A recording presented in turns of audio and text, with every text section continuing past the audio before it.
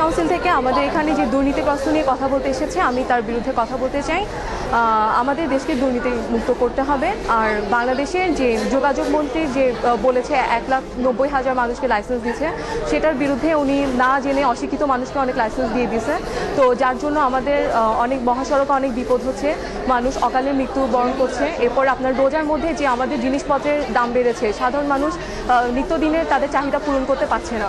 তো এটার জন্য আমরা অনেক দুর্নীতির মধ্যে শিকার হচ্ছি।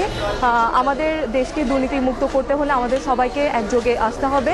আমাদের সবাইকে একযোগে এগুলোর খতিয়ে দেখতে হবে যে কেন এসব কারণ হচ্ছে, কি কারণে আমাদের সাধারণ মানুষ ভালো মতো করে আমাদের রোজার মাসে রোজার দিনে এসব চাহিদা পূরণ করতে পারছে না, কেন আমাদের অকালে মৃত্যুবরণ হচ্ছে, মানুষ সড়ক পথে যেতে নিজের নিয়ে যেতে পারছে না, মানুষ সবসময় একটা আতঙ্কিত থাকে। তো আমার সরকারের কাছে এটাই প্রশ্ন যে আমাদের দেশকে দুর্নীতিমুক্ত করতে হবে এবং এগুলোর জন্য যা যা যত পদক্ষেপ নেওয়া দরকার আমরা সবাই মিলে এগিয়ে আসবো, দেশকে দুর্নীতিমুক্ত করবো।